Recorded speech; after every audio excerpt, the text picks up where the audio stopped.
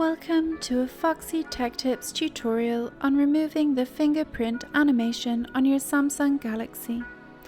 If you find this tutorial helpful, please consider subscribing to my channel and liking the video.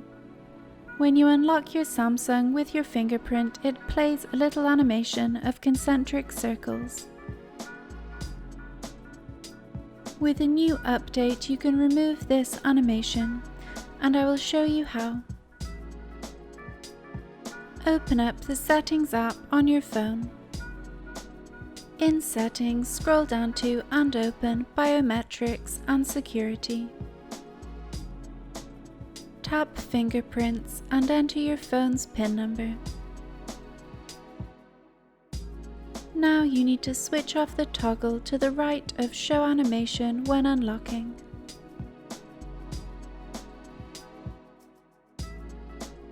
When you unlock your phone with your fingerprint, there will no longer be an animation.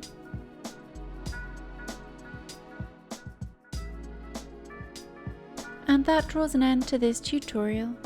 Please like the video if you found it helpful and subscribe to Foxy Tech Tips for more Samsung tips and tricks.